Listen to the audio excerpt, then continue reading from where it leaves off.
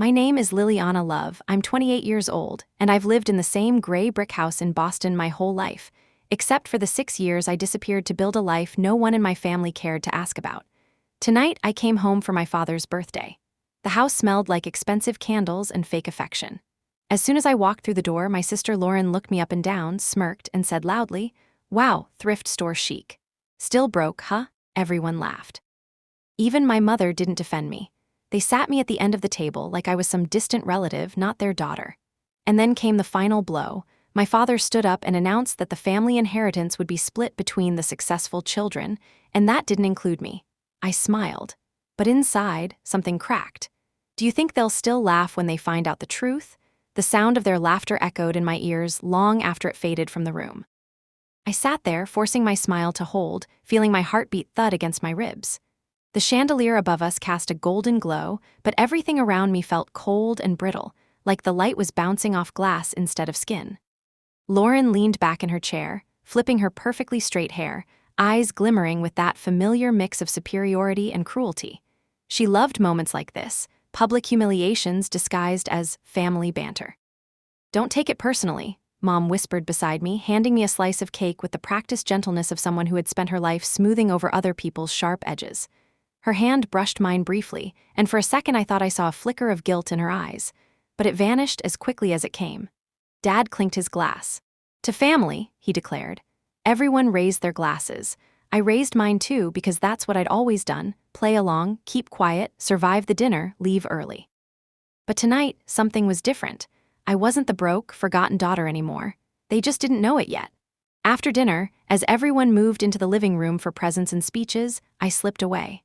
The hallway leading to the front door hadn't changed since the day I left Boston. Same family portraits, same polished hardwood floors that creaked on the third plank near the coat closet. My footsteps fell softly, like they always had.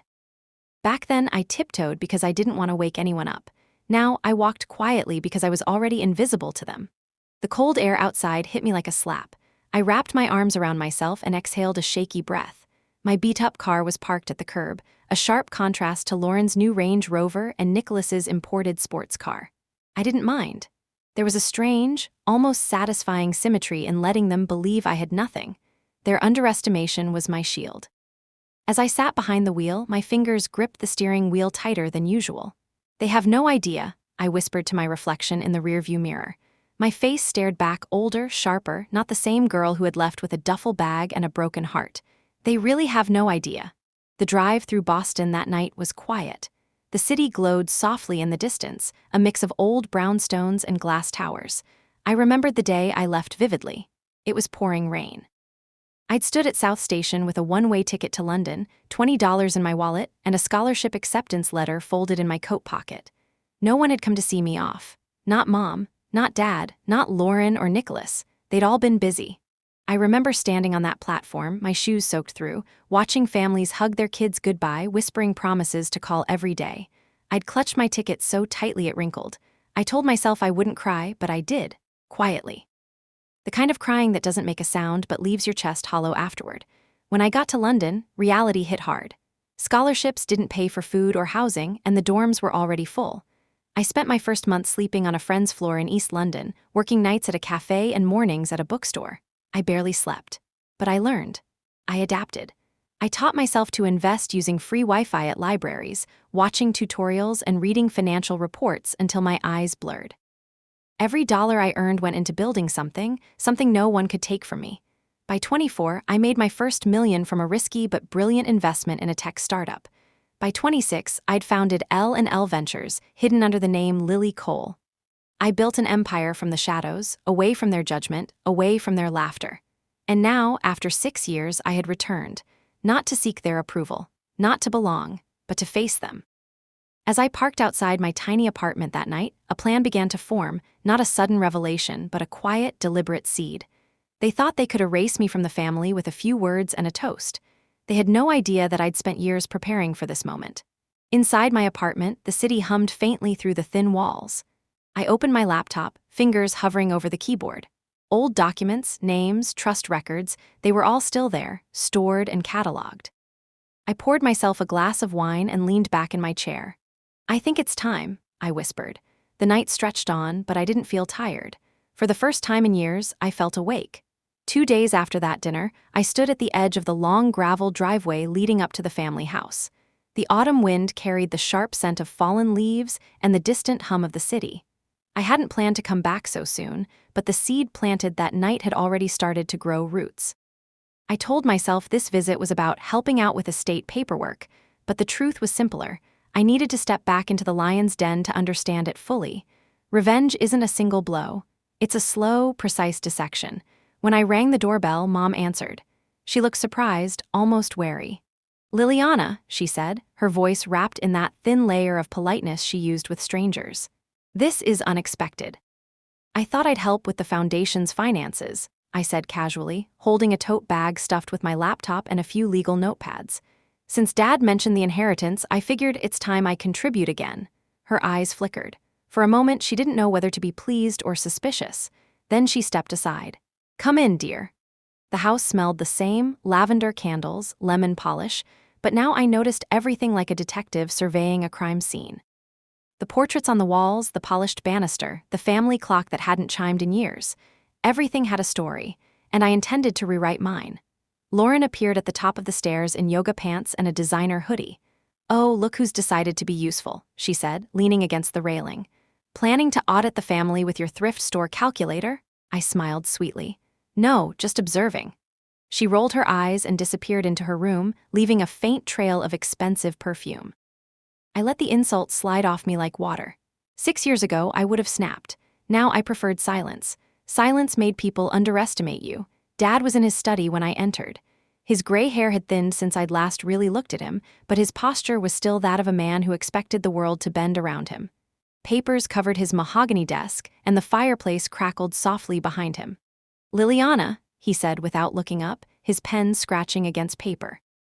"I didn't expect you to volunteer." I stepped closer. "I think it's time I understood what's happening with the estate and the foundation. If I'm not part of the inheritance, I'd at least like to know what decisions are being made." That got his attention. He set the pen down and finally met my eyes. "You've been gone a long time," he said. "We had to make choices." "I know," I replied evenly. "And now I'm here." He studied me for a long moment, searching for weakness. But I wasn't the girl who used to flinch under his gaze. I was the woman who negotiated with CEOs twice his size. Finally, he leaned back. "Fine, Lauren and Nicholas are overwhelmed. You can assist with some of the paperwork. But this isn't a power play, Liliana. Don't make it one." "I wouldn't dream of it," I said with a small smile. As soon as he agreed, I knew I opened the first door. That afternoon, I was escorted to a guest room that had once been mine. It was spotless, almost sterile, stripped of anything personal. The floral wallpaper remained, but the shelves that once held my books were empty. It felt like a museum exhibit of someone who had died. I placed my laptop on the desk, opened it, and connected to the estate's shared server through the guest Wi-Fi. Within minutes, I found folders upon folders of financial reports, legal updates, property records. Whoever handled their cybersecurity had grown complacent. By sunset, I'd already downloaded copies of the foundation's recent transactions and the preliminary draft of the new will. My name was indeed crossed out in bold red ink. Nicholas and Lauren's shares were neatly divided, while Dad's estate funneled through trusts with complicated clauses. I didn't need to read all of it to understand. I'd been written out entirely. I closed the folder slowly, my fingers resting on the trackpad. A flicker of pain spread through my chest, not because I wanted their money, but because it was confirmation of what I'd always suspected. I wasn't part of their story anymore. Downstairs, I heard laughter, Lauren's high-pitched giggle, Nicholas's booming voice. The sound floated through the vents like ghosts. Later that night, I joined them for dinner. Lauren talked about her fiancé's new business venture like it was the next Apple. Nicholas bragged about his law firm's big case. I nodded along, pretending to care, while inside I was mapping out each of their weaknesses. Lauren was careless. Nicholas was arrogant. Dad was proud but tired. And Mom was afraid of rocking the boat. Every family has its fault lines. I'd spent years studying markets and companies, learning how to spot cracks beneath the surface. Now I was applying those same instincts here. After dinner, I lingered by the hallway leading to Dad's study. Nicholas stormed past me, muttering about a client. A few papers slipped from his briefcase. I bent down to help him, and my eyes caught a file labeled Revised Will Private. He snatched it quickly. "Careful," I said softly. "Wouldn't want to lose something that important." His eyes narrowed. "Don't stick your nose where it doesn't belong, Lil," I smiled. "Oh, I won't, not yet." I returned to my room with that image burned into my mind. That file was my next step. Nicholas had no idea what kind of game he just stepped into.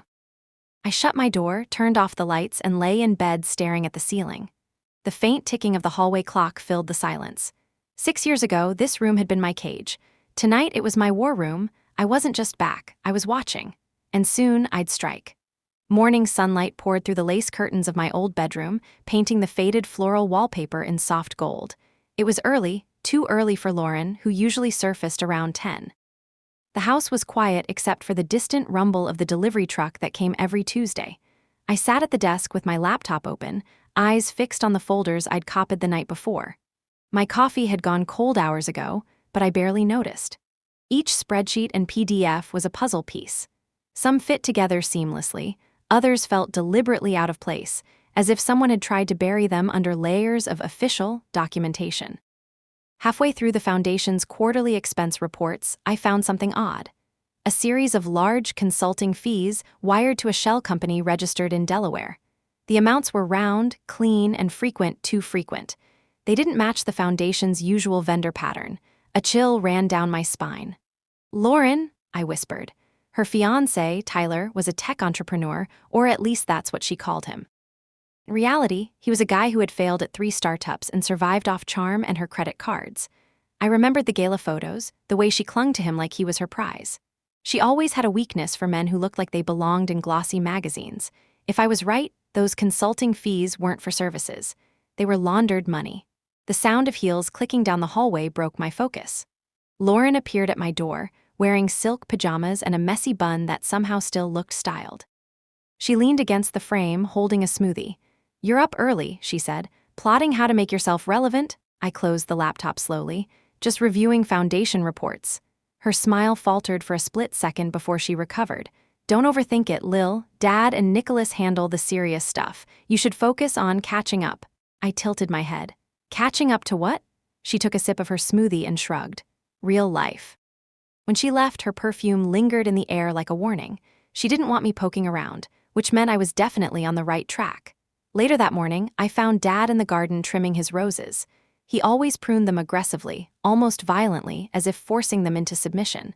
I watched from the patio door for a moment before stepping out. "Need a hand?" I asked. He glanced up briefly, then nodded toward the shears on the bench. "These bushes don't take care of themselves."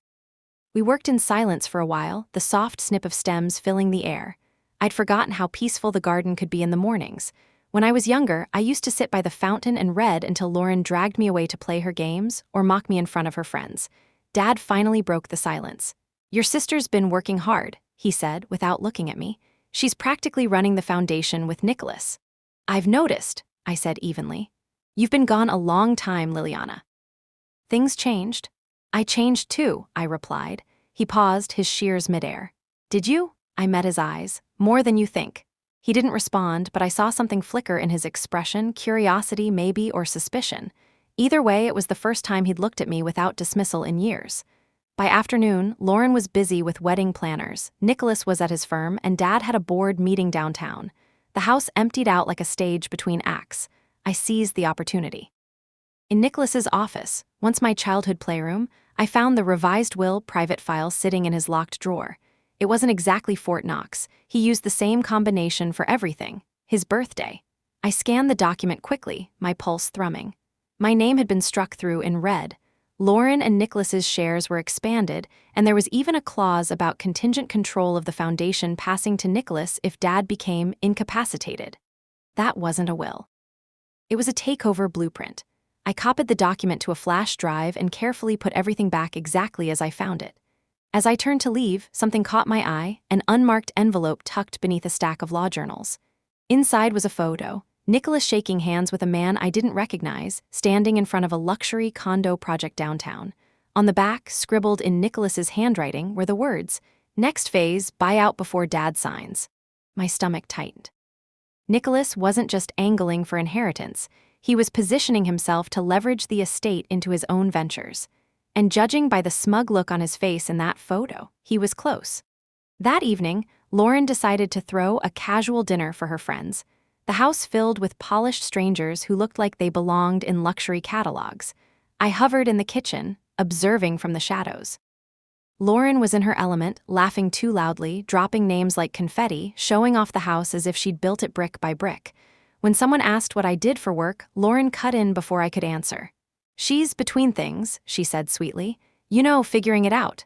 The group chuckled politely. My jaw clenched, but I didn't take the bait. Instead, I smiled. "Something like that." Lauren smirked, thinking she'd won. But what she didn't realize was that while she performed for her audience, I was collecting information. Every comment, every slip of arrogance, every guest who mentioned Tyler's business opportunities, they were all pieces. When the last guest left, Lauren cornered me by the staircase. "I know what you're doing," she hissed, her eyes sharp. "Don't start sniffing around what isn't yours." I looked at her calmly. "I'm not sniffing, I'm watching."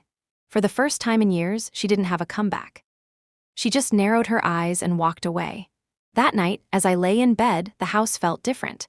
It wasn't the childhood home I once loved, nor the cold fortress it had become. It was a chessboard, and every player was already making their moves. I wasn't just another piece. I was learning to control the board. The next morning, the house buzzed with preparations for the upcoming Foundation Charity Gala. Every year, Dad hosted an over-the-top event to show the world that the Love family was both wealthy and benevolent. It was also Lauren's favorite stage, her runway, her spotlight. This year, though, it would be my hunting ground. I stood by the kitchen window, sipping black coffee as caterers rushed in and out. Lauren barked orders like a queen to her servants, dressed in a silk robe and diamond earrings at 10 in the morning. Nicholas was on the phone, pacing through the hallway, his voice sharp and impatient. Dad sat in the study, flipping through the program booklet like a man reviewing a play he'd already memorized. I felt oddly calm. Revenge, I'd learned over the years, isn't loud. It's quiet, patient, a steady drip that wears down stone. I spent the morning in the Foundation's office wing, reviewing more files under the guise of helping with donor outreach. No one questioned me anymore. It was astonishing how quickly people accepted your presence when you acted like you belonged. In one folder, I found bank transfer receipts that confirmed my suspicions about Lauren. The shell company in Delaware was receiving regular transfers from the Foundation's consulting budget, which Tyler's failed company conveniently matched in outgoing deposits. It wasn't just shady. It was illegal. I saved everything onto an encrypted drive I kept in my tote bag. One day, this would be my leverage. By midday, I began planting my first mood traps. Small, deliberate actions meant to sow doubt and make them slip. First, I left a high-end pen with the engraved initials LC on the kitchen island, LC for Lily Cole. It looked expensive, foreign. I knew Lauren would notice. Then I placed a crumpled London business card for a fictional wealth management firm into Nicholas's briefcase. A name he didn't recognize, but one that would sound just prestigious enough to make him curious. And finally, I made a short anonymous donation of $250,000 to the Foundation using one of my holding companies. The donor name? L. Cole. I watched from the office doorway as the Foundation accountant read the confirmation email and nearly dropped her coffee. She rushed to Dad's study moments later. From the upstairs landing, I listened as Dad's muffled voice said, "Find out who this is. If they're giving that kind of money, they need a seat at the table." I smiled to myself. Hook, line, sinker. That afternoon, Lauren knocked on my door unexpectedly. She stepped inside without waiting for permission. "You didn't bring anyone with you from London, did you?" she asked, her tone deceptively casual. "No," I said slowly. "Why?" she shrugged. "I saw this pen earlier. LC looks expensive. For a second, I thought you might have actually brought a guest." She laughed softly. "Silly me." She set the pen on my desk, watching me carefully, waiting for a reaction. "I didn't give her one. It's not mine," I said, lying with ease. Her eyes narrowed a fraction. Weird. As soon as she left, I exhaled. The bait had been noticed. Later that evening, I walked into the living room to find Nicholas sitting with Dad, holding the business card I'd slipped into his briefcase. "I'm telling you," Nicholas was saying, "this L. Cole person is connected to someone big in London finance. We should reach out. Maybe they can be leveraged." Dad rubbed his chin. "Do it quietly." "Willing to give, we don't want to spook them." Nicholas nodded, already on it. I leaned against the doorway, arms crossed. "Sounds exciting," I said casually. Both men turned. "What's going on?" "Nothing that concerns you," Nicholas snapped. But Dad gave him a warning look, then turned back to me. "There may be a new major donor," Dad said. "From London?" I feigned mild surprise. "London? That's funny. I spent years there and never met anyone eager to throw money at a Boston charity. Nicholas scowled. You wouldn't know, you were too busy, whatever it was you were doing. I smiled. Right, whatever it was. The gala approached faster than expected. Lauren treated it like the Met Gala, spending hours with stylists, planners, and caterers. Nicholas obsessed over the donor mystery. Dad was focused on the guest list. And me? I slipped through the house like a ghost, watching, collecting, preparing. On the morning of the gala, I drove into the city to meet Marcus, my lawyer and old friend. We met at a quiet cafe tucked between brownstones, one of those places where conversations disappeared into the sound of espresso machines. You look like someone about to light a fuse, Marcus said, sliding into the booth opposite me. Maybe I am, I replied, stirring my coffee. I found proof Lauren's been laundering money through the foundation, and Nicholas is circling some real estate scheme behind Dad's back. They've been sloppy. Marcus's eyebrows rose. And your father? He knows more than he lets on. Maybe not everything, but enough. He's not innocent in this. Marcus nodded slowly. So what's the play? I'm not blowing it up yet, I said. Not until they show their hand at the gala. I want them comfortable, overconfident. Marcus smirked. Classic Liliana. Classic Lily, I corrected softly. By the time I returned home, the house had transformed. Crystal chandeliers gleamed. Caterers laid out champagne towers. Security guards checked the guest list at the gate. Lauren floated through the rooms in a gold gown like she was already the lady of the estate. Nicholas had traded his arrogance for charm, mingling with donors as if he owned the place. I watched from the top of the stairs as guests began to arrive, their designer coats taken by uniformed staff.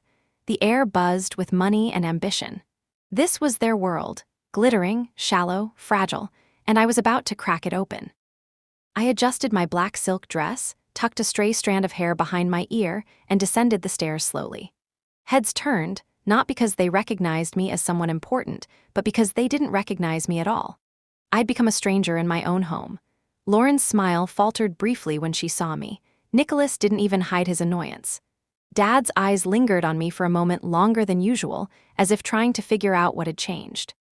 The night had only just begun, but in my mind, the board was already shifting. The house had never looked like this before. For one night, the old gray brick mansion glowed like a palace. Soft golden lights illuminated the facade, music drifted through the open doors, and the driveway was lined with luxury cars that shimmered beneath the autumn night sky. Guests in evening gowns and tailored suits moved like a well-rehearsed dance, each person perfectly aware of where they stood in the social hierarchy. I hovered near the top of the staircase, watching the scene unfold below me like a play I already knew the ending to. My black silk dress was simple but elegant, nothing flashy, but the way people glanced at me as I descended, hesitant, curious, made me smile inside. For once, I wasn't the forgotten daughter standing in the corner. I was the unknown variable. Lauren spotted me halfway down the stairs. Her smile froze for a second before she forced it wider. She glided toward me, her gold gown catching the light, every inch the heiress she believed herself to be. You clean up well, she said, air-kissing both my cheeks. I almost didn't recognize you. That's the idea, I replied softly. Her eyes narrowed just enough for me to catch it before she turned to greet an arriving senator and his wife. Lauren was good at performing. She always had been. But tonight, I wasn't in her audience. I was behind the curtain, pulling strings. Across the room, Nicholas was deep in conversation with a group of donors. He gestured with his whiskey glass like a politician, his laugh a touch too loud, his confidence bordering on arrogance. Dad stood near the fireplace, shaking hands with board members, occasionally glancing at his watch. He hated long speeches, but loved long nights of admiration. I made my way toward the bar. White wine, please, I said to the bartender, then positioned myself where I could observe without being observed. My eyes scanned the room carefully, noting where everyone was who was talking to whom and where the pressure points lay. It didn't take long for the whispers to start. I overheard two guests near the staircase talking in hushed voices. Have you heard? There's a major donor here tonight. Someone from London. Yes, L. Cole. Nobody seems to know who they are. Nicholas has been running around trying to find out. I took a slow sip of my wine, suppressing a grin. The first domino tipped when the Foundation's head of development nervously approached Dad with a clipboard. Sir, the donor liaison hasn't arrived yet, but they confirmed the amount again this afternoon. $250,000, anonymous. Dad's eyebrows furrowed. We need to find this person. Nicholas? Nicholas appeared instantly, like a dog hearing the treat bag open. Yeah. Where are we on the London donor? Dad asked. Nicholas straightened his jacket. "I've got a few leads. Some guests flew in from overseas, hedge fund people, maybe even royalty, will find them." Lauren floated over, feigning disinterest. "Whoever it is, I'll charm them. People love me." "Of course they do," I thought. "People like you until they see what's behind the mask." I moved through the room quietly, greeting a few guests, shaking hands with people who barely remembered my name. Most of them had known me when I was the quiet daughter, the one who didn't speak much at these events. Tonight, their eyes lingered a little longer. I let them wonder why. Near the back hallway, I caught a glimpse of Tyler, Lauren's fiancé, talking nervously to a man in a tailored navy suit. Their conversation was heated but low. Tyler's hands gestured too quickly. The man's expression was cold and unimpressed. My instincts screamed, business trouble. I edged closer, pretending to check my phone near a potted plant. "Told you the transfer's delayed," Tyler hissed. "We just need another week." The man's voice was low and dangerous. "No more delays, you're already in deep. Either the money shows or the board finds out." Tyler's face drained of color. He nodded quickly, trying to keep his composure before the man walked away. I tucked that moment away like a diamond in my pocket. Tyler was unraveling, and if he unraveled, Lauren's perfect facade would go with him. Later, as the speeches began, I stood near the edge of the ballroom. Dad took the stage first, his voice booming over the speakers. He thanked everyone for coming, spoke about the foundation's legacy, and hinted at new partnerships that would ensure the Love family's name would live on for generations. I watched Nicholas shift uncomfortably when Dad mentioned new partnerships. He hadn't told Dad everything about his real estate deal, and I knew Lauren's eyes were on every wealthy guest in the room, calculating. When the speech ended, Dad lifted his glass. "Tonight, we honor not just the past, but the future. And to our generous donors, especially our newest major supporter from London, we thank you." A murmur swept through the crowd. Heads turned, people whispered. I stood very still, watching their confusion build. No one stood up. No one came forward. Lauren's brow creased. Nicholas scanned the room like a hawk. Dad glanced at the event coordinator, who shrugged helplessly. Then, as if on cue, a small commotion erupted near the entrance. A foundation staffer rushed in, whispering urgently into Nicholas's ear. His face shifted from confusion to excitement. "They're here," he announced and rushed toward the door. Every eye turned toward the entrance. A sleek black town car had pulled up outside, the kind used by diplomats and CEOs. The driver opened the door slowly. Guests leaned in, waiting for the reveal. I didn't move. I didn't need to. Inside that car was no one. It was a decoy arranged earlier through one of Marcus's contacts. A driver, a car, and no passenger. Just a polite note left on the seat. "We prefer to remain unseen." El Cole, the gala buzzed with speculation. Who donates $250,000 and doesn't show their face? Who has the power to stay invisible at an event like this? I slipped through the crowd unnoticed, the corners of my lips curling ever so slightly. I just introduced a ghost into their world, and nothing unsettles powerful families more than a power they can't identify. By the end of the night, Nicholas was obsessed, Lauren was irritated, Dad was intrigued, and Tyler was sweating bullets. I, on the other hand, walked up the grand staircase slowly, the noise of the gala fading behind me. From the balcony, I looked down at the glittering room. My family didn't realize it yet, but the first cracks had formed. Beneath the chandeliers and champagne, the foundations of their little kingdom had begun to shift. And I was the one holding the lever. The gala ended in a blur of champagne and speculation, but by the next morning, the house was quieter than I had ever heard it. The only sound was the faint hum of the dishwasher in the kitchen and the occasional clink of Lauren's heels as she stomped through the hall, muttering under her breath about ghost donors. Nicholas had barely slept, his bloodshot eyes betrayed his obsession. Dad hid in his study, pretending to read but really waiting for news. I, however, felt lighter. Calm. The storm I had started was still invisible to them, but I could hear it gathering in the distance. Over breakfast, Lauren tried to test me. She sat across from me at the long dining table, her golden hair tied back in a sleek ponytail, her silk robe draped like royalty. She pushed her grapefruit around with a spoon and finally said, "You didn't talk to anyone important last night, did you?" I lifted my coffee mug slowly, savoring the warmth against my hands. Define important. Her jaw tightened. "You know what I mean," I smiled. "Don't worry, I stayed out of your spotlight." She narrowed her eyes, studying me as if she could see through my skin. But she couldn't. She never could. Lauren only ever saw what she wanted to see, and for years what she wanted was a scapegoat, someone to laugh at, someone to feel superior to. Now she didn't know whether I was still that scapegoat or something else entirely. Nicholas stormed in a moment later, phone pressed to his ear. "Yes, I'm calling about the El Cole donation," he barked at whoever was on the line. "No, I don't care about privacy policies. I want a name and I want it now." Dad's voice floated in from the hallway. "Leave it, Nicholas. If they wanted to be known, they would have shown up." "Exactly," Nicholas snapped, hanging up and slamming his phone onto the table. "That's what makes it suspicious. What if they're playing us? What if they're trying to gain leverage?" I sipped my coffee, suppressing a laugh. If only he knew. Later that morning, I excused myself to the library. I hadn't been in that room for years. The walls were still lined with leather-bound volumes no one read, the air thick with the scent of dust and old paper. I ran my fingers along the spines, remembering how I used to sit cross-legged on the rug, reading while my family entertained guests. Invisible then, invisible now. Except this time, invisibility was my weapon. I opened my laptop and reviewed the files again. The Delaware Shell Company was the key to Lauren's secret. Tyler's signature appeared on several invoices, clumsy and rushed. I knew enough about finance to recognize the pattern: layering, integration, all the hallmarks of laundering money. The kind of thing that could destroy reputations if exposed in the right forum. I took a deep breath. Patience. Timing mattered more than the evidence itself. If I moved too quickly, they would circle the wagons.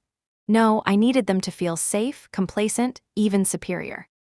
Only then would the knife cut deepest. That afternoon, I called Marcus. We met at a cafe downtown, the same one where we'd spoken before the gala. He leaned across the table, lowering his voice. "So, did they take the bait?" "More than I expected," I said. "Nicholas is obsessed, Dad is intrigued, Lauren's pretending not to care, which means she cares too much," Marcus smirked. "Classic predators, they panic when they smell something they don't understand." "I found proof of Lauren's laundering," I continued.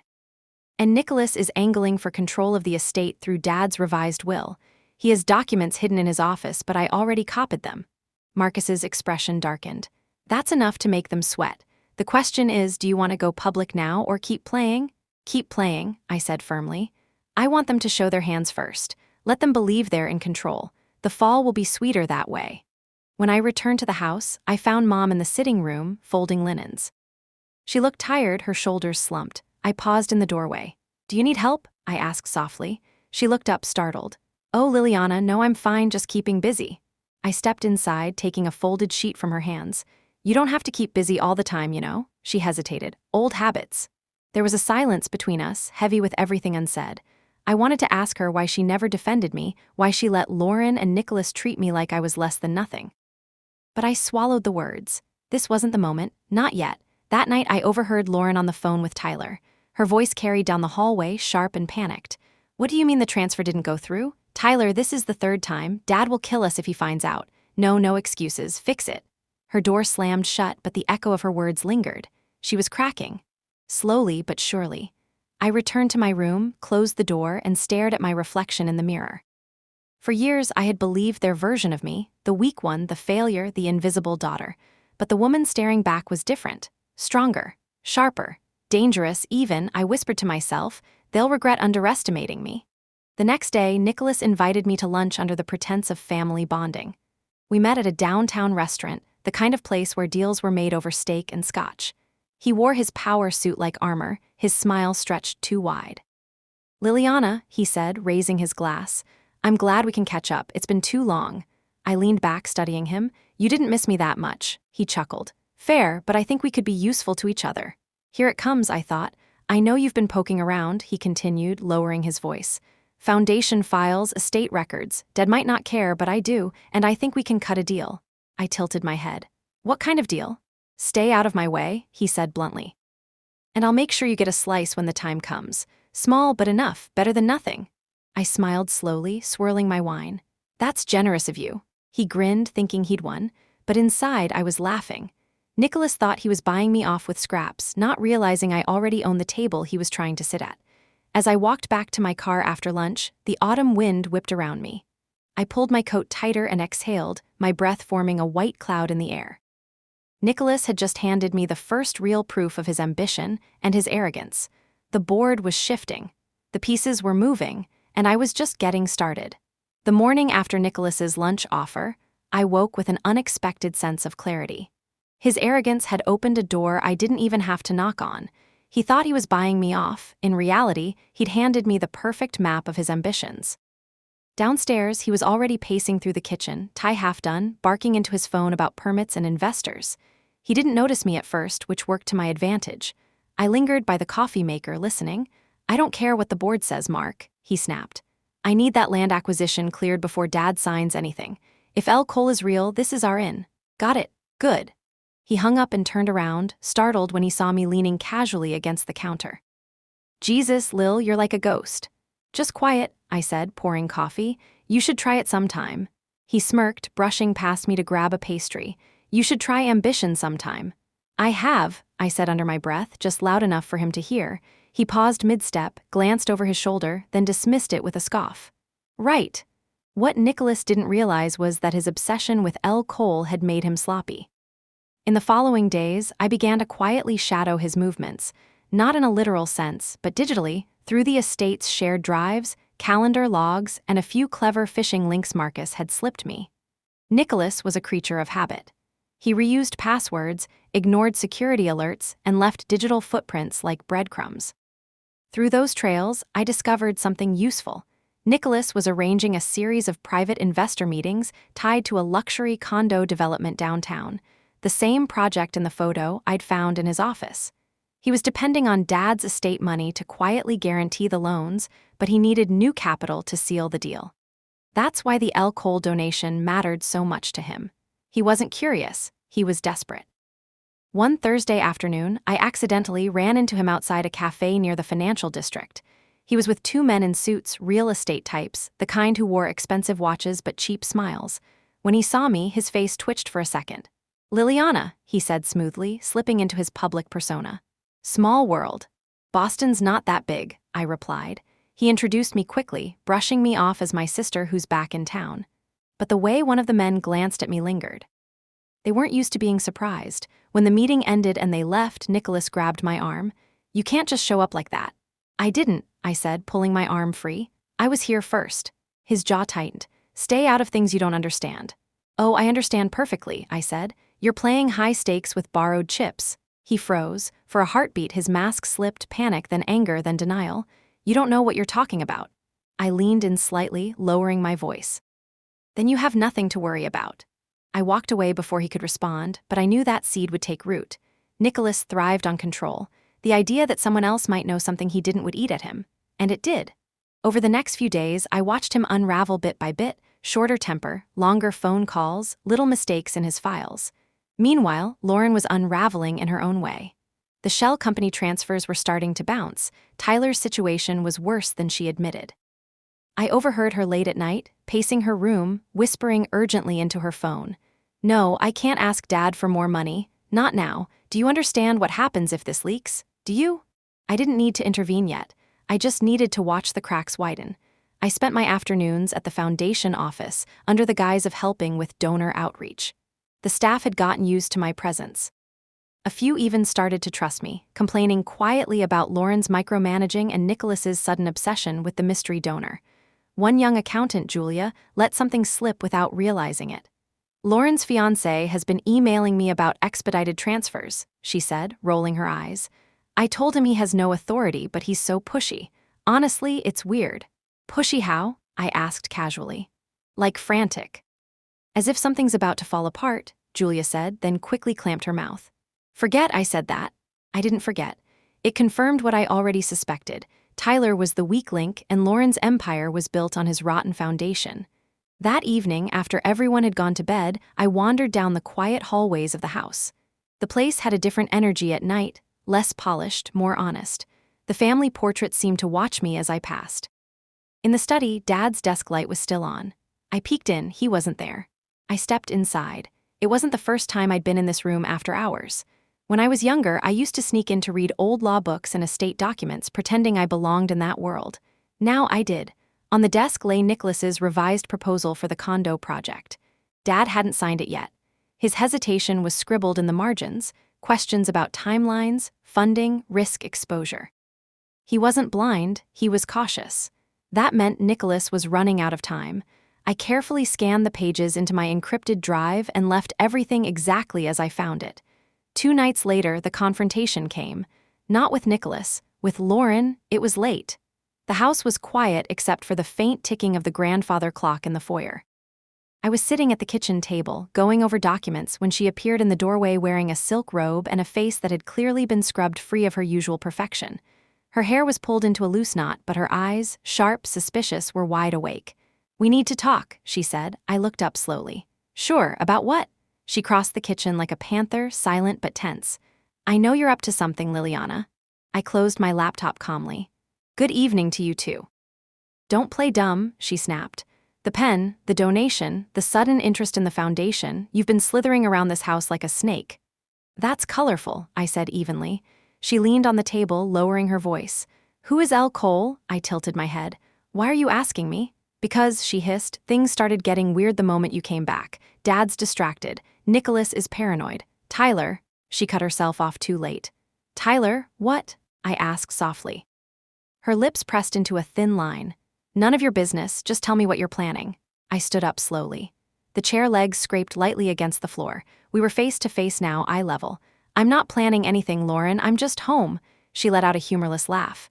"You've never been just anything. You're either the problem or the pity case. Which is it this time?" "Maybe neither," I said. "Maybe something new." Her gaze hardened. For the first time, I saw a flicker of real fear behind her hostility. Not because she thought I was dangerous yet, but because she couldn't categorize me anymore. I'd stepped outside the neat little box she'd built for me.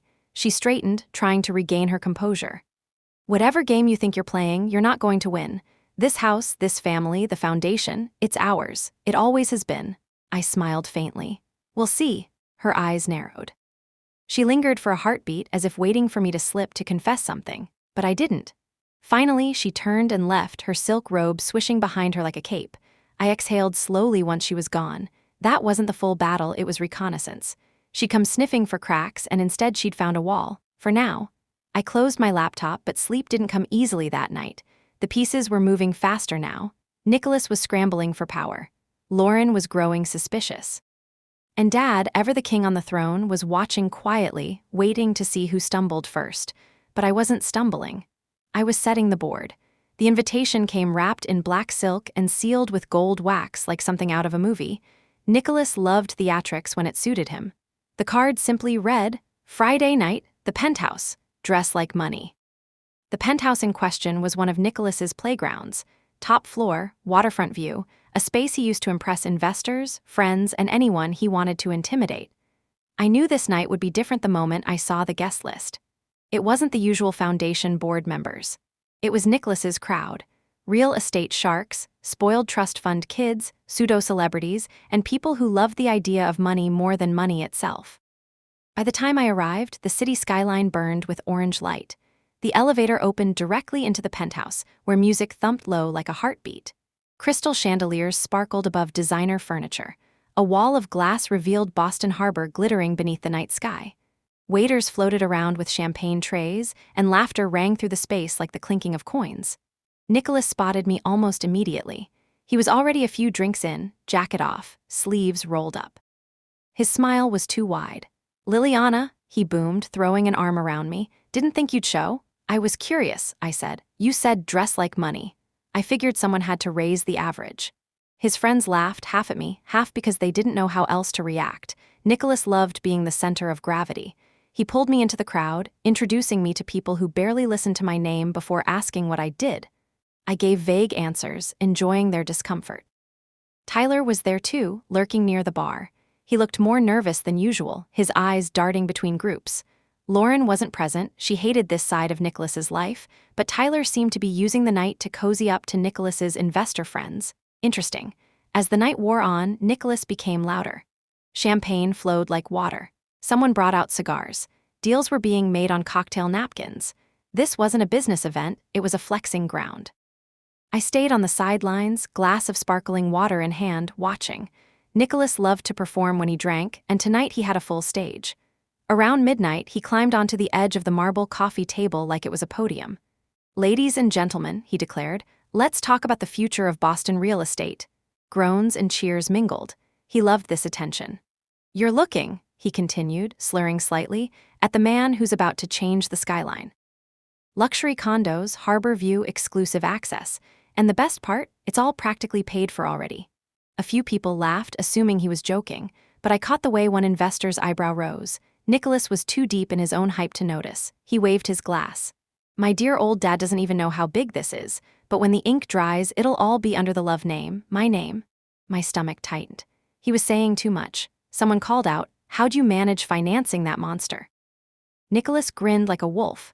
Connections. Let's just say there's a mysterious London friend who likes to throw money at causes. The room murmured, that was it. He dragged El Cole into his drunken bragging. I slipped closer, blending into the circle forming around him. "Nicholas," I said lightly, "maybe you should pace yourself." He threw an arm around me again. "See, this is my little sister. She pretends she's not impressed, but she doesn't get it. She's always been small picture." The group laughed again. Come on, someone egged him on. "Name this London friend. We all want in on that kind of generosity." Nicholas leaned forward conspiratorially. "Let's just say once this deal's signed, the Love Foundation and the Cole money will be inseparable." A few investors exchanged glances. One of them, a sharp-eyed woman in a navy dress, said, "That sounds like insider information. Should we be hearing this?" Nicholas froze for half a second, then laughed too loudly. "Relax, it's all family." Nothing official, but the damage was done. A few people had already pulled out their phones. Someone whispered. Tyler looked like he wanted to sink into the floor. I stepped forward then, laying a hand lightly on Nicholas's shoulder. "He's joking," I said clearly, locking eyes with the sharp-eyed woman. "He's had too much champagne. None of this is real information." Her gaze flicked between us, then she nodded slowly, but the suspicion remained. Nicholas pushed my hand off. "I don't need you to babysit me, Lil." "Clearly," I murmured. He grabbed another bottle from the bar and popped it open, foam spilling onto the floor. "To the future love empire," he shouted. The room clinked glasses half-heartedly. The mood had shifted. I could feel it, something brittle had cracked. I spent the next 20 minutes quietly following the ripples. Investors were whispering in corners. Tyler was sweating bullets, pulling Nicholas aside and hissing frantically. Nicholas brushed him off, drunk on attention. That's when I made my move. I approached the sharp-eyed woman near the balcony. "He gets carried away," I said with a practiced sigh. She smirked. "Clearly, but people say dumb things when they drink. It's when they almost say smart things that I get interested." "El Cole, huh?" I smiled faintly. "Who knows, maybe he's making it up." "Maybe," she said. "Or maybe he's sloppy enough to let something real slip. Either way, I'll keep an eye on your brother." "Please do," I said sweetly. When I turned back, Nicholas was being half-dragged into a car by two of his friends, still laughing, still oblivious. The party had thinned out quickly after his little speech. Word would spread. Investors loved gossip even more than money. Tyler lingered at the bar alone, nursing a drink he clearly didn't want. I walked over slowly. "Rough night?" I asked. He flinched, clearly not expecting me. Yeah. Nicholas doesn't know when to shut up." "He's always been like that," I said. "The difference is, tonight people were listening." He glanced at me nervously. "What do you mean?" "Nothing," I said lightly. "But you should probably make sure Lauren hears your version of events before someone else tells hers." His face drained of color. He muttered something and hurried off. I watched him go, then stepped out onto the balcony. The harbor was silent, the city glittering. Nicholas's drunken bravado had just made the first real crack in his own foundation. Investors would talk, Dad would hear, Lauren would panic, and I hadn't had to lift a finger. I leaned against the glass railing, a smile tugging at my lips. The night air was cold, but inside I felt warm. For years they'd talked over me, around me, about me. Tonight they'd talked themselves into trouble, while I just listened. This was how you dismantled an empire, not with explosions, with echoes. The morning after Nicholas's penthouse spectacle, the Love House buzzed like a hive struck with a stick. Rumors traveled faster than reality in our world, and by breakfast they'd already arrived.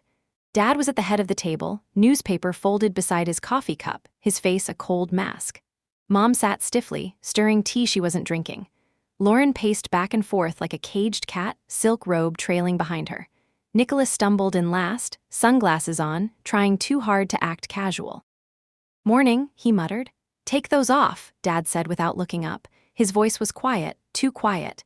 Nicholas hesitated, then obeyed. His bloodshot eyes told the story better than any witness could.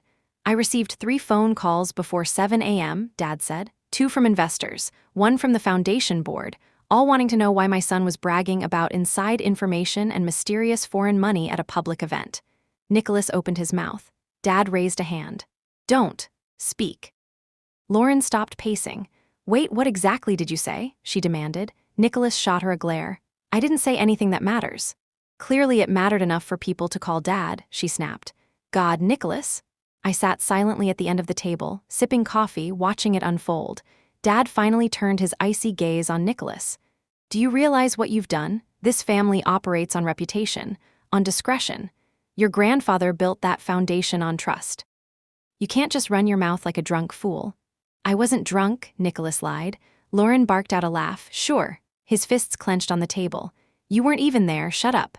Enough, Dad snapped. The air froze. I want damage control. Today, call the board, issue a statement, make this disappear before it spreads further. Nicholas nodded quickly, all bravado gone. Lauren crossed her arms. You've made things harder for all of us. If this donor, whoever they are, pulls out because of your big mouth, I swear. She won't, Nicholas shot back. She, Lauren repeated, pouncing. Nicholas blinked. Dad slammed his palm on the table. Enough! The silence that followed was brittle. I leaned back slightly, hiding my smile behind the coffee cup. He'd cracked again. After breakfast, the house split into factions like a political thriller. Dad retreated to his study to make calls. Nicholas locked himself in the home office, issuing panicked emails. Lauren stormed around interrogating staff like a queen whose crown had slipped. And me? I walked through it all like smoke. At the foundation office later that day, whispers spread like wildfire. Board members exchanged looks in hallways. Staff gossiped by the water cooler. Someone had leaked part of Nicholas's drunken ramble. A few investors had already expressed concern about the direction of the foundation under current leadership. Julia, the young accountant, pulled me aside. They're saying he mentioned a foreign benefactor, a woman from London. Is that true? I kept my expression neutral. People say a lot of things when champagne's involved. She laughed nervously. Yeah, but some board members are taking it seriously. They think Dad's hiding something. Perfect. Back at the house in the evening, the storm finally broke between Lauren and Nicholas. I was upstairs in the hallway when I heard it. You're unbelievable, Lauren's voice echoed. Do you even understand what you did? You dragged my name into your little pissing contest. My name? Nicholas shouted back. You've been using the foundation like your personal bank. Don't act innocent. That's none of your business. Oh, really? Because when your idiot fiancé comes begging me for cash again, it'll be my business. The hallway fell silent for a heartbeat. Then Lauren's voice dropped, sharp as a blade. You talk too much, Nicholas. One day, that's going to kill you. I lingered just long enough to catch that before slipping away unnoticed. Later that night, I found Tyler alone on the back terrace, chain-smoking like someone cornered. The harbor air was cold, and he didn't even bother wearing a coat. Rough day? I asked, stepping outside. He startled. Jesus, Liliana, you walk like a ghost. So I've been told. He rubbed his temples. Lauren's losing it. Nicholas is losing it. And your dad looks like he's ready to bury someone alive. If this donor situation implodes, Tyler Prescott is toast. I tilted my head. So you admit you're involved. He froze, realizing too late what he'd said. I didn't mean. Relax, I cut in smoothly. I don't care, but maybe you should be more careful about which ship you're on. This one's leaking. He studied me warily, like he was trying to decide whether I was friend or threat. That was exactly where I wanted him. Back inside, Dad called an emergency family meeting. We gathered in the formal living room, high ceilings, velvet drapes, the kind of place meant to intimidate. Dad stood by the fireplace like a judge. I've spoken with the board. I've spoken with several donors. We're going to issue a formal statement tomorrow. Nicholas, you're staying away from the press. No interviews, no appearances. Understood? Nicholas nodded like a scolded child. Lauren, Dad continued, I need you to handle outreach, smooth over relationships. Make sure no one pulls their money. Of course, she said quickly. Then his eyes landed on me. Liliana, you've been spending time at the foundation. You'll assist Lauren. Lauren stiffened. Dad, she knows the London circle better than you do, Dad said sharply. Use it. I smiled faintly. Of course. Lauren's glare could have cut glass. As the meeting ended, Nicholas stormed out first, slamming the door. Lauren lingered, waiting until Dad left before turning on me. I don't know what game you're playing, she hissed, but don't think I don't see it. You're enjoying this. I looked her straight in the eye. I'm not playing, I'm just watching you both burn yourselves down. She flinched, not visibly, but I saw it.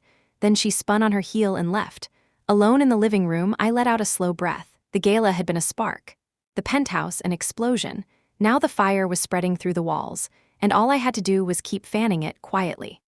The first thing about influence is this. You don't seize it, you grow it like roots beneath the surface. That's what I told myself as I walked through the glass doors of the Foundation's headquarters that Monday morning, the city still wrapped in pale mist. The board members weren't villains, they were cautious investors in an aging legacy. They didn't want drama, they wanted stability. And stability was exactly what Nicholas and Lauren were no longer providing. I started small. I showed up early, stayed late, answered questions Lauren didn't bother with, fixed minor issues Nicholas overlooked. I became indispensable, not loudly, but steadily. When the donor liaison fell sick before a meeting, I stepped in and smoothed everything over. When a small error in the quarterly report almost triggered a panic, I quietly corrected it and sent it back before anyone noticed. Julia, the young accountant, started dropping by my desk to ask for advice. I never refused. Within a week, whispers began. She's actually competent. Why wasn't she involved sooner? She's not like Lauren. I didn't need them to love me. I needed them to rely on me. Meanwhile, Tyler was circling like a nervous animal. After our conversation on the terrace, he seemed unable to decide whether I was an ally or a threat. Perfect. That uncertainty made him pliable. One afternoon, as I was leaving the foundation, I found him waiting outside by his car. "We need to talk," he said. I raised an eyebrow. "Do we?" He glanced around nervously. "Not here, coffee shop, 10 minutes. We met in a quiet cafe down the street. He leaned forward, his fingers tapping anxiously on the table. "Look, I don't know what you're planning, but Lauren's under a lot of pressure. If anything happens to that Delaware company, everything blows up. You understand?" I pretended to hesitate. "I don't see why that's my problem." "It will be," he said darkly. "Because when she goes down, everyone around her will get burned. That includes you now that your dad threw you into the mix."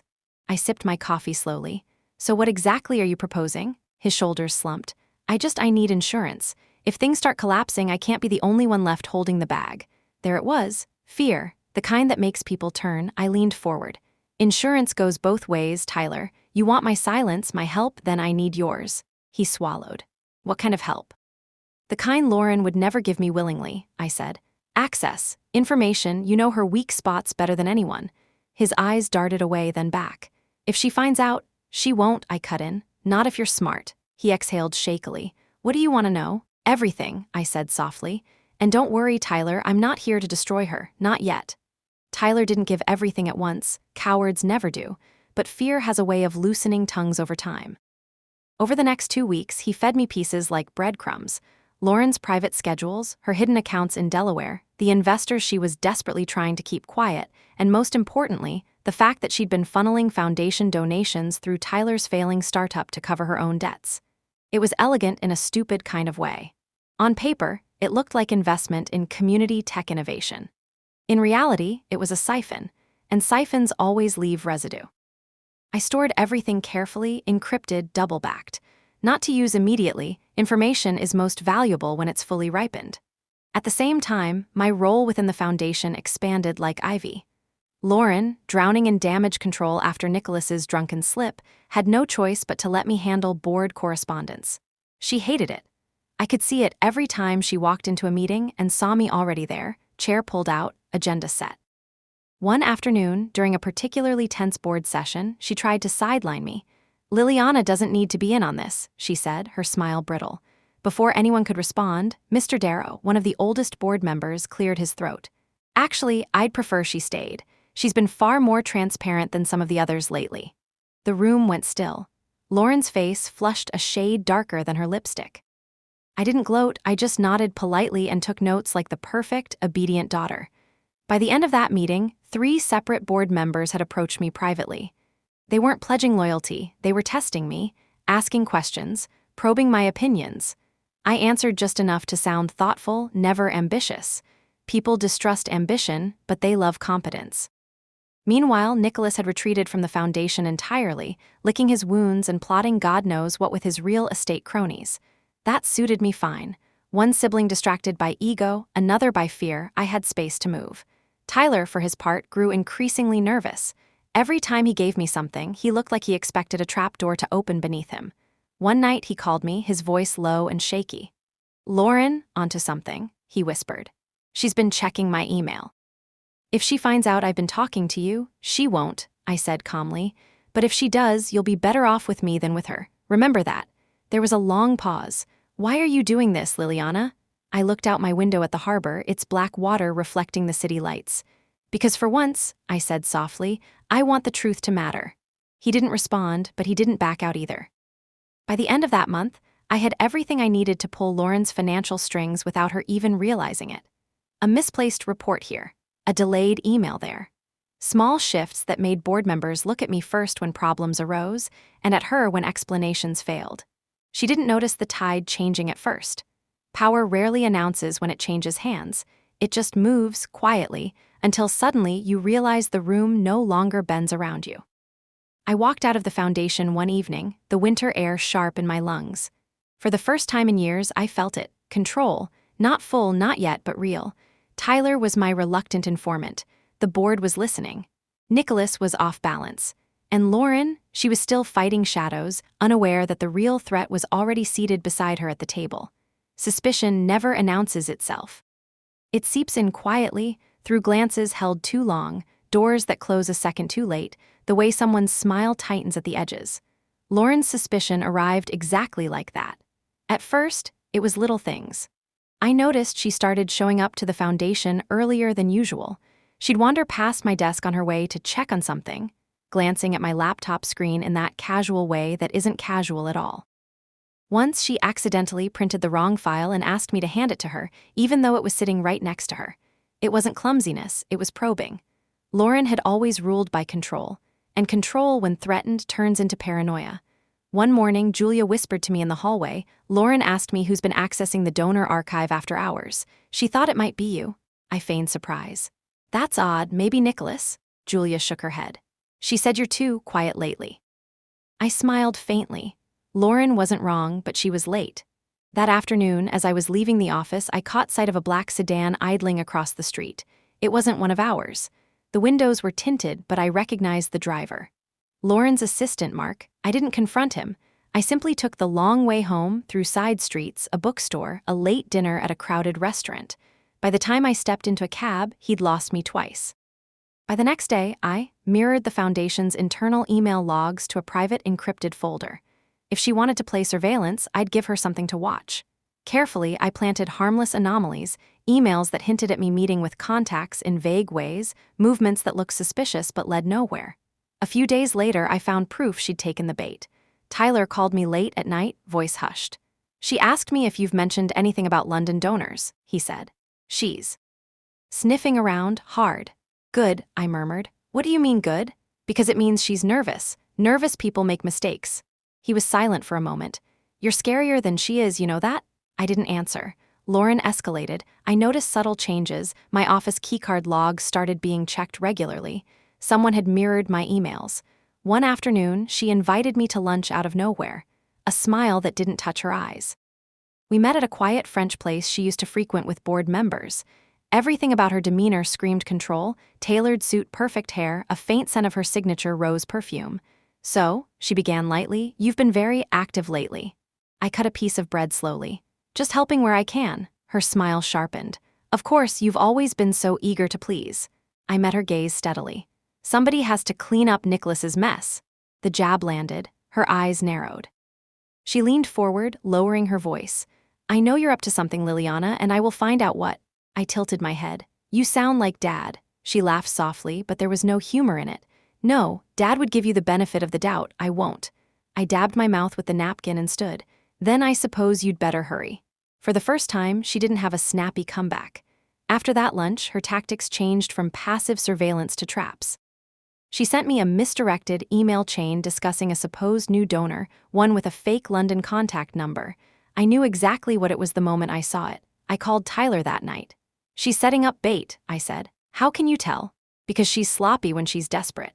I called the number using a burner. The person on the other end asked leading questions, too scripted, too fast. I played along just enough to make it seem like I was curious, then hung up.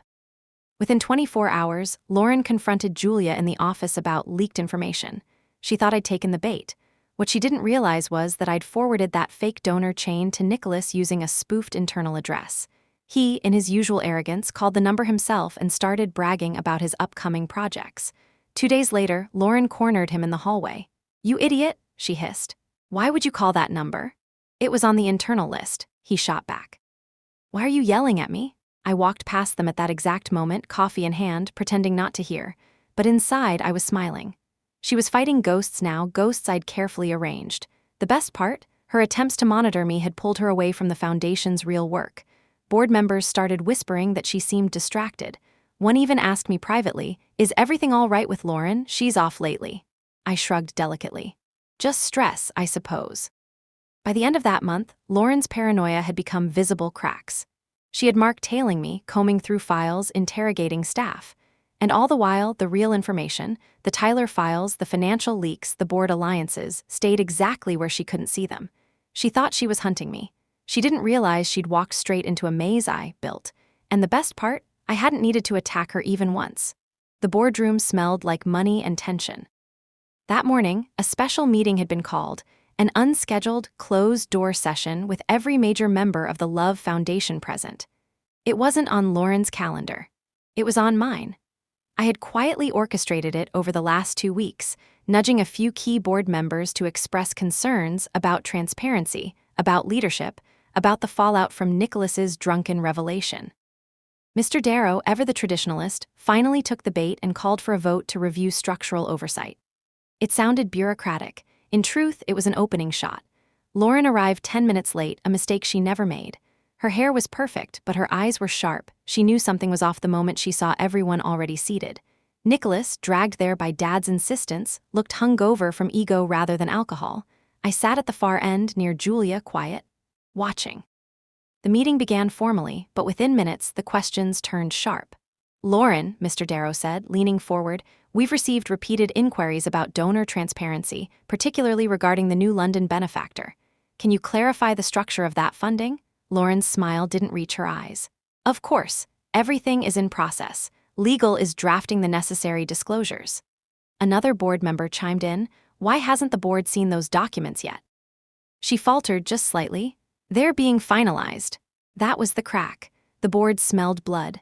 Questions piled up, about Tyler's company, about missing reports, about the board being left in the dark.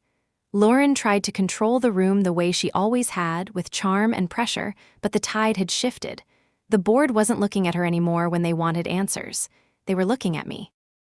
"Liliana," Mr. Darrow said finally, "since you've been assisting with operations recently, do you have insight on the donor situation?" Every pair of eyes turned to me. Lauren's included, cold, sharp warning. I kept my tone even. "I can't speak to all the legal details, of course, but what I've seen so far is that some communications have been inconsistent. I've been trying to clarify them internally to avoid confusion." It was a diplomatic knife, slid in clean. The room erupted into murmurs. Lauren snapped, "That's not true," Mr. Darrow raised a hand. Lauren let her finish. For the first time, Lauren was being talked over, not by Nicholas, by the board. When the meeting ended, no one said it out loud, but something fundamental had shifted. A motion was introduced, an oversight committee to temporarily supervise major foundation decisions until transparency was restored. The committee had 3 members. One was Mr. Darrow. One was the legal counsel. The third, by unanimous vote, was me. Lauren's face when that was announced was something I'll remember forever. She stormed out before the room fully adjourned. Nicholas followed, confused. I stayed behind, shaking hands, accepting congratulations I hadn't asked for. Power doesn't arrive with trumpets, it slips into your pocket while everyone else is arguing. When I returned home that night, the house was humming like a live wire. Lauren's car was parked crooked in the driveway. From inside, I heard shouting. "How could you let this happen?" She was screaming at Dad. He answered in his measured, judicial tone.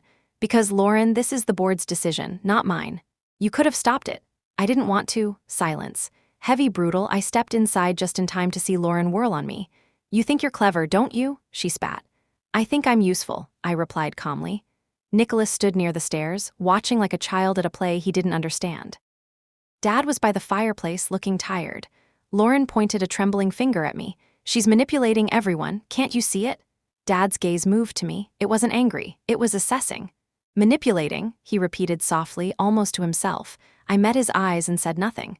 Later that night, long after everyone had gone quiet, Dad knocked on my door. He didn't wait for an answer before stepping in. "I know what you're doing," he said. I closed my laptop slowly. "Do you?" "You're building power," he said simply. Quietly, carefully, like someone who's been watching for a long time. I didn't deny it. He sat down opposite me.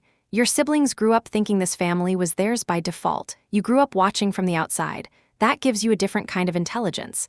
Dangerous if pointed in the wrong direction." I met his gaze steadily. I'm not pointing it at you. He studied me for a long moment, then nodded once. Good. Because the board's decision today tells me something I've suspected for years.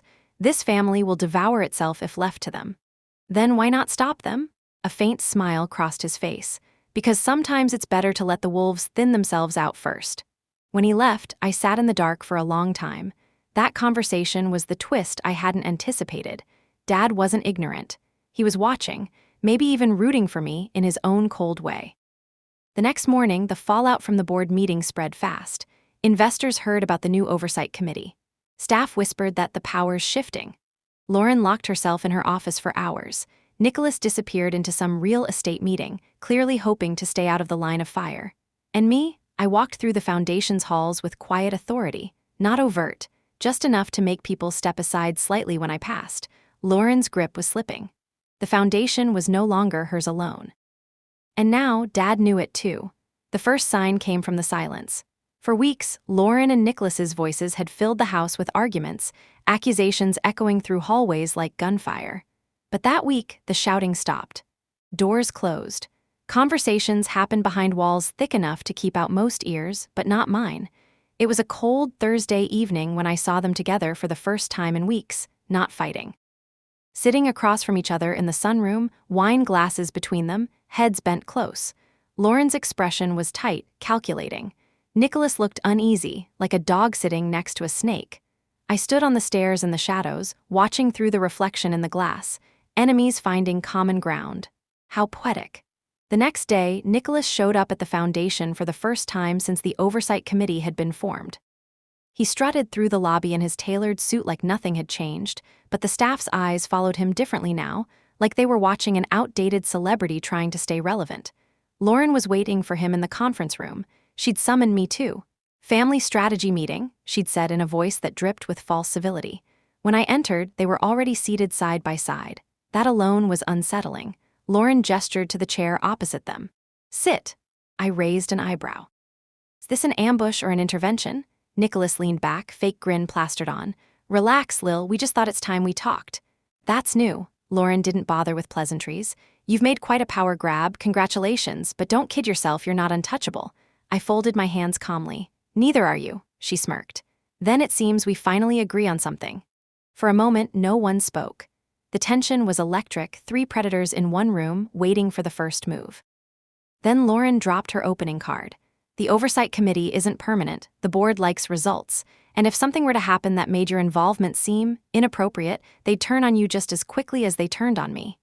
Nicholas added, You've always been the good girl, Lil, but good girls break too. We just have to find the right place to push. It was almost funny, watching them pretend to be co-strategists when they could barely stand each other. But underneath the sniping, I saw it, fear. For the first time, they understood that I wasn't a temporary inconvenience. I was a threat. Lauren leaned forward. We're not stupid. You've been digging. Into the foundation. Into Tyler. Into everything. So here's what's going to happen. You're going to step back gracefully. Focus on PR. Stay out of the board's business, or we will make this very uncomfortable for you. I let the silence stretch. And if I do? Nicholas grinned wolfishly. Then we'll show everyone who you really are. I laughed softly. You don't even know who I really am? They didn't like that. Over the next few days, their alliance took shape. Sloppy, but real. They started whispering to board members, planting doubts about my ambition. Nicholas tried to charm old family friends into questioning why I'd suddenly returned. Lauren, more dangerously, began digging into my past, emails, records, financial transactions. Then came their first coordinated strike. An anonymous tip was sent to the foundation's legal counsel, claiming that I had been in direct financial contact with L. Cole, a supposed conflict of interest that could get me suspended from the oversight committee.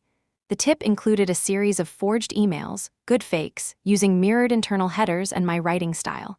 I found out about it when Mr. Darrow called me into his office. Liliana, he said gravely, I've received some troubling documents. I wanted to hear from you first. He slid the printed emails across the desk. My stomach tightened not with fear but with cold admiration. Lauren had always been meticulous and Nicholas had resources. Together, they'd produce something dangerous.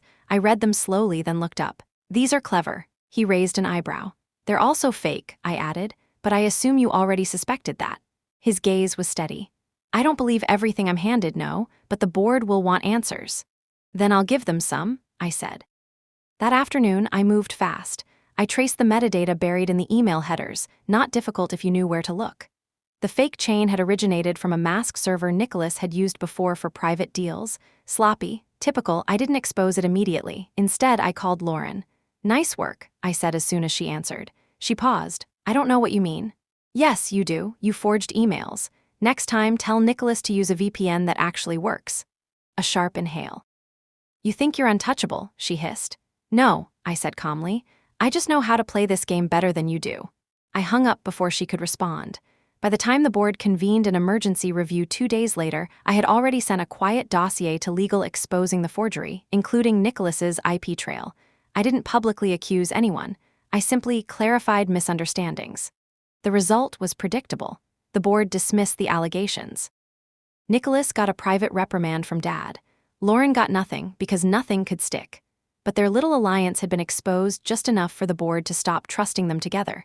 Watching them sit across the table during that meeting, side by side but now clearly uneasy again, was almost poetic. Their first shot had missed. Worse, it had revealed their hand. And me? I didn't even need to counterattack loudly. I just let the truth sit there, glowing faintly in the dark. The email arrived just after midnight. No subject line, no sender name, just one attachment, a scanned legal document watermarked faintly with the Foundation's archive seal. I almost deleted it. Anonymous leaks were common after the committee shake-up, but something about the timestamp made me pause. It had been sent from inside the Foundation's internal server. At 11:59 p.m. Someone wanted me to see this but didn't want to be caught sending it. I opened it. What stared back at me wasn't a financial report. It was a will, a notarized legal draft of my father's estate plan. And at the bottom, in neat lawyerly text, was a clause I'd never seen before. Upon the incapacitation or death of the patriarch, control of the Love Foundation and associated assets shall pass to the designated trustee, Liliana Love, contingent upon her continued good standing with the board of directors. I froze. My hands actually shook. For years, I'd believed I was the outsider, the overlooked child, the daughter sent away. But buried beneath layers of secrecy was proof that, at some point, my father had written me into the center of it all. Why? I barely slept that night. My mind replayed every conversation I'd ever had with him, every quiet look, every moment I'd thought he was indifferent. By morning, I made a decision. I wasn't going to confront him. Not yet. Instead, I started digging. At the Foundation's archives, I spent hours combing through trustee documents, board minutes, legal amendments. That's when I found the second twist. Lauren had filed a revision petition 6 months earlier, one that quietly attempted to replace the trustee role with a joint sibling board. It had been delayed in legal review because of inconsistencies in the asset portfolio. And the inconsistencies? Nicholas's side deals. She had tried to erase me, and Nicholas's greed had accidentally stalled the attempt. I sat there in the dim archive room, surrounded by boxes of family history, and laughed out loud. They built their empire on the assumption that I didn't matter. But the paperwork, the bones of the legacy, told a different story. The real bomb, however, dropped at the next Foundation board meeting. One of the senior auditors, a man who'd barely spoken during my months on the committee, stood and cleared his throat. "Before we proceed," he said, "there's a matter that's come to my attention, a discrepancy involving offshore accounts tied to the Foundation's London donations." The room stilled. He clicked a remote. A slide appeared on the screen, account transfers dating back 5 years. Some were legitimate, but others led to a shell trust in the Cayman Islands, under a name that made my blood run cold. My father's. I stared at the screen as if it were in another language. Dad had always been the watchful patriarch. Stern, controlled, I'd never imagined he'd bury money overseas through the Foundation. Lauren shot to her feet. "This is absurd. There must be a mistake." Nicholas muttered something under his breath. The auditor continued, unfazed. "The trust was set up under Mr. Love's legal power of attorney, tied to a dormant charity. It's not illegal, but it's opaque. And given recent concerns about governance, the implication hung heavy in the air." Mr. Darrow turned to me. "Liliana, as part of the Oversight Committee, will need you to help investigate this. Privately, my father, offshore accounts, and now I was being asked to lead the probe. That night I went to his study. The house was quiet except for the fire crackling. He was at his desk reading as if nothing had changed. "Why didn't you tell me?" I asked. He looked up slowly. "About what?" I tossed the printed Cayman documents onto his desk. For a moment, something unguarded flickered in his eyes. It was gone, because it's none of your concern. It is now, I said. They put me in charge of the investigation. Silence stretched between us like a live wire. Finally, he leaned back. You think you understand this family, you don't. That trust was created to protect the foundation. When your siblings started bleeding it dry, I needed leverage, insurance. Against them? Against everyone. I stared at him. Including me? He didn't answer, which was an answer. He stood, moving closer. You were never meant to find that clause, not yet. Then why write it? Because unlike them, you know how to listen before you act, he said quietly. And because I needed someone who could keep this house from eating itself alive when I'm gone. His hand brushed the papers. Now you know, so decide, Liliana. Are you playing for the family or against it? I walked out without responding. The following days were chaos. The Cayman revelation rippled through the board like a storm. Investors panicked. Lauren accused me of leaking it. Nicholas tried to distance himself and failed spectacularly when one of his shell companies appeared on the same slides. And in the middle of it all, the will burned a hole in my mind. My father had built a quiet, secret power structure under their noses, and I was its linchpin. For years, they'd underestimated me. Now, they were realizing too late that the foundation, the family itself, had been rigged in my favor long before I'd returned. And I wasn't sure whether to feel victorious or terrified. It started with a headline. Love Foundation ROCKED by LEAKS, Secret Trust, Family Infighting, and a Mystery Successor. The photo beneath the title was of me, walking out of the foundation building, shoulders squared, coat caught mid-swing. Someone had followed me. Someone had planned this. By noon, every major investor, board member, and society columnist had the story. Anonymous, sources close to the family, accused me of staging the oversight committee coup, manipulating the board, and leaking my father's Cayman trust to discredit my siblings. The article painted me as a cold, ambitious usurper, the snake in the garden. And at the bottom of the article, in smaller text, leaked emails appear to show Liliana Love in private communication with auditors prior to the Cayman disclosure, suggesting premeditation. I didn't need to ask who was behind it. Only Lauren had the precision for that kind of media hit. Only Nicholas would be stupid enough to help distribute it. By 2 p.m., the board called an emergency meeting. By 3 p.m., investors started freezing pledges. By 4 p.m., a protest formed outside the foundation's doors, signs waving, reporters shouting questions. They'd cornered me. It was a clean, brutal strike. When I walked into the boardroom, the tension was suffocating. Lauren and Nicholas were already there, sitting side by side, smug. Dad stood by the window, hands clasped behind his back, watching the chaos below. He didn't say a word. Mr. Darrow began, Liliana, these allegations are serious. The board is concerned about optics and governance. Until this is cleared, they're proposing to temporarily suspend your committee role. Lauren's smile widened just enough. Nicholas couldn't hide his glee. I sat down slowly. This is what it looks like when the knife finally comes out. Lauren tilted her head. Oh, don't be dramatic, we're just restoring balance. Nicholas added, yeah, Lil, you've had your fun. Time to step aside before you drag the whole family down. I looked at them, really looked at them. Two people who had spent their entire lives believing they were untouchable, and for months I'd let them believe they were still in control. I'd played quiet, strategic, careful, not anymore. All right, I said softly. If this is how we're doing it, then let's do it properly. I reached into my bag and pulled out a slim folder. Inside were the Tyler documents, every transfer, every forged invoice, every shell company tied back to Lauren's siphoning scheme. And beside it, copies of Nicholas's private investor contracts, the ones he'd used to guarantee loans with assets he didn't own. I slid the folder across the table toward legal counsel. These should clarify who's actually been destabilizing the foundation. Lauren's face drained of color. Nicholas's fake grin cracked. Mr. Darrow flipped through the pages, his brow furrowing deeper with each turn, then he looked up slowly. Is this verified? It will be by the end of the day, I said. I've already looped in the external auditors. Lauren slammed her hands on the table. You can't just, I can, I cut in sharply, my voice slicing through the room, because while you were playing amateur journalists, I was collecting evidence. Nicholas lunged for the folder. Lying? Then prove it, I said coolly. Go ahead, tell the board you didn't leverage Dad's trust fund for your condo projects, or that Lauren didn't launder donations through her fiancé's sinking startup. Let's have this conversation on the record. Silence fell like a hammer. Lauren turned to Dad. Say something? He looked at her for a long moment, then at Nicholas. Then he turned to me. His eyes were unreadable. Finish it. Lauren stumbled back. What? She's right, he said quietly. You've both treated this foundation like a toy. She treated it like a weapon. I rose from my chair, facing the board. I didn't leak anything. I didn't forge anything. I played by your rules while they burned everything down. And if you suspend me for exposing the truth, then you'll be making it clear to every investor that this board punishes integrity and rewards corruption. The words landed like stones dropped in still water. The vote that followed was fast, brutal, and final. Lauren and Nicholas were formally stripped of operational authority pending investigation. The Oversight Committee was granted expanded powers. My suspension proposal was rejected. Lauren's scream echoed down the hallway as she stormed out. Nicholas threw a chair in the parking garage later that night, but it wasn't over. The real battle came at home. Dinner that evening was a war zone. Lauren accused me of destroying the family.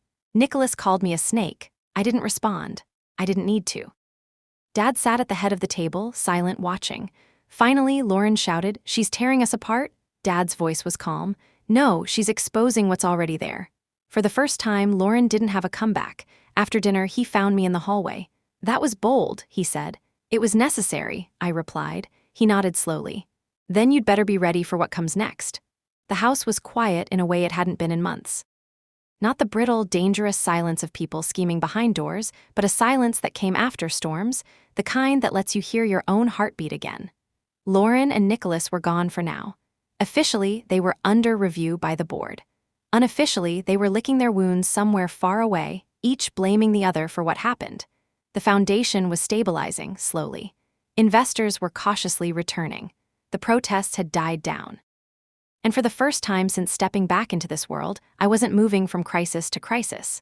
I was sitting in my father's study at dawn, light creeping through the curtains, reading through the real documents that shaped our legacy, not the lies, not the power games, but the bones. I traced my fingers over the clause that bore my name. For years, I'd believed I was invisible. But here, in cold legal text, was proof that I had always been part of the story. I just hadn't known it. When Dad entered the room, he didn't say anything at first. He just stood by the fireplace, looking at me the way he used to when I was a child, like he was trying to figure out whether I'd become something he could trust. "You've done what neither of them could," he said finally. I looked up. "Which is?" "Survive the fire without burning the house down." I didn't reply. He walked closer, his movements slower these days, the weight of age and legacy settling into his shoulders. "Liliana. This family isn't easy. It wasn't meant to be, but it doesn't have to be broken." Something in his voice caught me off guard. It wasn't his usual steel, it was softer, almost tired. "I spent decades building walls," he continued. "Between myself and the board, between you and your siblings, between truth and power. I thought that was the only way to protect what we had, but maybe what we needed wasn't walls. Maybe it was someone who could see through them." I closed the folder slowly. "I didn't come back to destroy this family, Dad. I know." For the first time, he sat across from me, not as a patriarch, not as a strategist, but as a man nearing the end of his reign. "The board will follow you now. They trust you. Whether you want it or not, the foundation is yours to lead. But the family, that's harder." I thought about Lauren's fury, Nicholas's arrogance, Tyler's fear. I thought about the child version of me who once tiptoed through this house, convinced she didn't belong. "I don't want to rule them," I said quietly. "I just want peace." He smiled faintly. "Then give them the chance to make their own choices. Some will take it, some won't, but at least the game won't own you anymore." After he left, I sat alone for a long time. The harbor was waking up outside the window, boats cutting through the early fog, gulls crying in the distance. For the first time, I didn't feel like I was plotting or fighting or surviving. I just felt present. The war wasn't over. But the battlefield had changed. And so had I. They came back quietly. No dramatic arrival, no entourage. Just a black SUV pulling into the driveway on a gray afternoon like nothing had happened. Lauren stepped out first, dressed in muted tones for once, no sharp suits, no camera-ready smile. Nicholas followed, hands in his pockets, eyes darting nervously toward the house. It was the first time I'd seen him without his usual swagger. We gathered in the formal living room, the same place where months earlier we'd hurled accusations like knives. This time, the air was different. Heavy but not explosive, like everyone knew the war had been fought and now there were only ruins to sift through. Lauren spoke first. "We're not here to fight," she said, voice low. I raised an eyebrow. "That's new." She let out a sharp breath. "Don't make this harder than it is." Nicholas avoided my eyes completely, studying the carpet like it held the answers to his life. I didn't move from my chair. "Then say what you came to say." Lauren hesitated. For the first time, she didn't look like a strategist. She looked like a woman who'd been forced to face the consequences of her own reflection. "We made mistakes," she said. "Big ones, I made mistakes." It wasn't an apology, not yet, but it wasn't a deflection either. Nicholas mumbled, "Yeah, same." I almost laughed. Typical Nicholas. Lauren continued, "I don't expect you to forgive us. I wouldn't if I were you, but I don't want this endless war anymore. It's exhausted me." Her honesty disarmed me more than any attack she'd launched. I took a deep breath. "You spent years treating me like a threat before I ever became one. You lied, you manipulated, you tried to erase me." She didn't flinch. "I know." Nicholas finally looked up. "We didn't think you'd ever fight back like this." "I didn't either," I admitted, "but I learned." For a long moment, no one spoke. The house creaked softly with the winter wind outside. Then I said something I hadn't planned to. "I'm not here to punish you. I don't want revenge, I want peace. But peace doesn't mean pretending nothing happened. It means boundaries, it means truth." Lauren's eyes shimmered with something unfamiliar, maybe regret, maybe just exhaustion. "So what does that look like?" "It looks like this," I said clearly. "The foundation is no longer your playground. The board will decide your roles, not me. Personally, I don't hate you, but I don't trust you. Trust has to be rebuilt. Slowly. If you want to be part of this family, you have to earn it, not with power moves, with actions." Nicholas swallowed hard. "And if we can't, then you live your lives however you want, but I won't let you drag me back into the shadows again." Silence settled between us. Not tense, just real. For the first time, there were no masks in the room. Lauren nodded slowly. "Fair." Nicholas didn't say much else, but he didn't argue. That in its own way was a miracle. As they left the room, I stayed seated, staring at the empty doorway. For years, I'd imagined this confrontation ending in flames. Instead, it ended in quiet clarity. I didn't need their approval anymore. I didn't need their fear either. What I needed was myself, whole, grounded, unafraid. Outside, the sky was breaking open, pale sunlight pushing through gray clouds. It wasn't dramatic. It was gentle. Healing rarely arrives with thunder. It arrives like that, soft, steady, inevitable. Spring arrived quietly that year. Boston thawed slowly, the harbor shedding its winter stillness, gulls returning to their chaotic chorus. The foundation was stabilizing. No more emergency board meetings, no more scandals splashed across headlines. The noise had faded, leaving space for something new to take root. I'd moved my office out of the corner they'd given me when I first returned, into the one at the end of the hall, the one with sunlight that spilled in through tall windows in the morning. No one questioned it. People simply adjusted. Some days, I still walked through the halls remembering the girl who once followed behind Lauren, quiet and unseen, clutching her books like a shield. That girl had learned to disappear to survive, but she wasn't me anymore. I wasn't surviving. I was building. Nicholas kept his distance. He was licking his wounds, trying to salvage his real estate ambitions. Lauren, true to her word, stopped the endless power games. She wasn't exactly warm, but she was present in a way I'd never seen before, tentative, watchful, as if learning a new language. Dad slowly began stepping back from day-to-day involvement, his health and age catching up with him. But he watched me closely, not with doubt now, but with quiet recognition. One evening, months after everything had settled, I stood alone on the foundation's rooftop terrace. The city stretched out before me, alive, chaotic, full of possibility. For so long, that skyline had felt like a wall. Tonight, it looked like an open door. I thought about the path that had led me here: betrayal, manipulation, strategy, truth. I thought about the moment I almost walked away. But most of all, I thought about the strength it took to stay, not to become like them, but to become myself. For years, I believed power meant control. Now I understood. Real power is the ability to choose your own story. I pulled out the old fountain pen from my coat pocket, the one Lauren had mocked me for carrying that first night at the family meeting. It had once been a symbol of how little they thought of me. Now, it was a reminder of how far I'd come. I signed the final papers transferring Dad's Cayman Trust into a transparent, accountable structure under the foundation's new oversight. No secrets. No shadows. It was my way of closing the circle, not with revenge, but with integrity. As the sun dipped behind the skyline, painting the harbor gold, I felt something I hadn't in years: peace. This wasn't about proving them wrong anymore. It wasn't about winning. It was about becoming whole.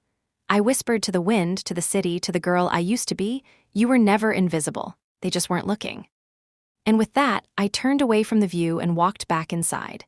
Not as the forgotten daughter, not as the strategist in the shadows, but as Liliana Love, a woman who had rewritten the story they tried to bury her in.